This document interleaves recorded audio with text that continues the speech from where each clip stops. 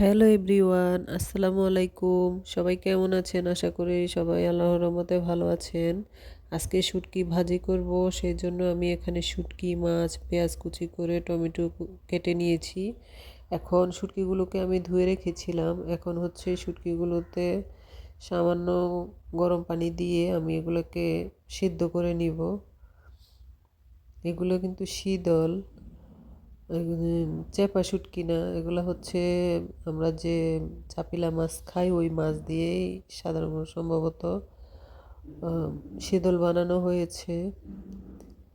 এখন আমি একটা ফ্রাই প্যানে হচ্ছে তেল দিয়ে তেলটা গরম হওয়ার পর এখানে বেশি করে পেঁয়াজ কুচি দিয়ে দিলাম। পেঁয়াজটাকে এখন আমি ব্রাউন কালার করে ভেজে নিব। আর শুটকিটা ভাজি করার সময় অবশ্যই একটু তেল পরিমাণে বেশি দিতে হবে। এই যে পেঁয়াজটা ভাজা হয়ে গিয়েছে, এখন এখানে আমি রসুন বাটা দিয়ে দিব। আদা বাটা এখানে ব্যবহার করব না, একটু বেশি করে রসুন দিব। আপনারা চাইলে আস্ত রসুনও দিতে পারেন।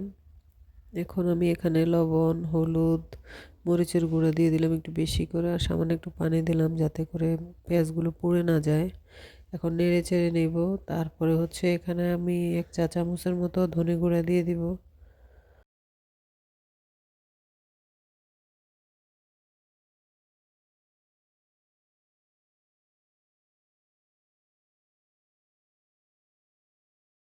ধনে গুঁড়া দিয়ে দিলাম 1 চা চামচ। এখন টমেটো কুচি দিয়ে দিলাম।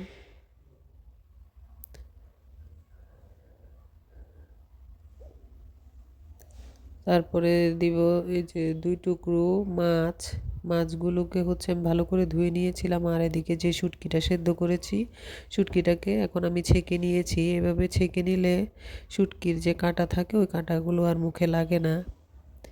আর মাছগুলো হচ্ছে আপনারা চাইলে ভেজেও নিতে পারবেন। আমি আজকে একটু ব্যস্ত ছিলাম, যার কারণে হচ্ছে তাড়াহুড়া করে ভাজি করতে গিয়ে এভাবে মাছগুলো দিয়ে দিয়েছি। যদি সময় থাকে তাহলে মাছ ভেজে কাটা বেছে দিলে ভালো হয়।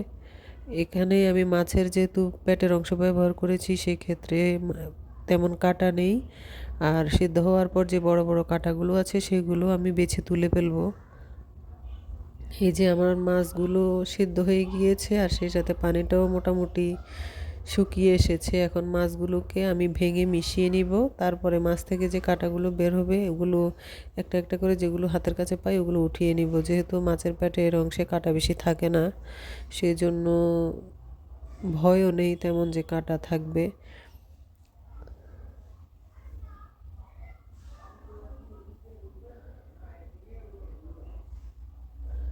এখন কাঁটাগুলো তুলে নিবে। এই যে এরকমই কয়েকটা কাঁটা থাকে, আপনারা অবশ্যই জানেন। এগুলো হচ্ছে রুই মাছের পেটের অংশ।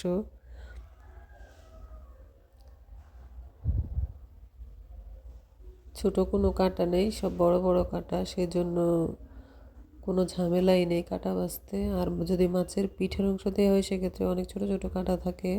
আর আমি বেশিরভাগই হচ্ছে মাছগুলোকে ভেজে কাঁটা ঝারিয়ে তারপরে হচ্ছে এই মাছগুলো দিই শুটকির সাথে।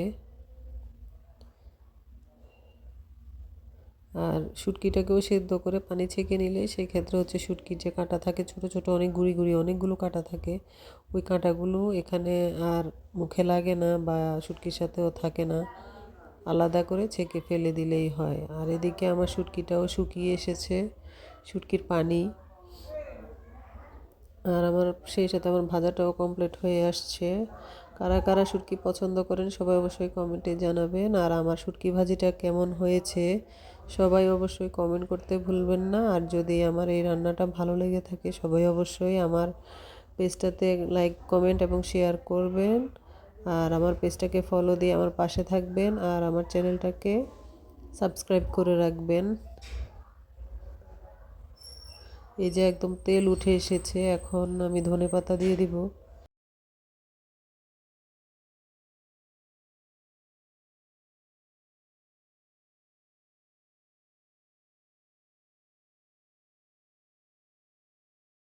এখন আমি হচ্ছে একটা বাটিতে এগুলো পরিবেশন করে নিলাম।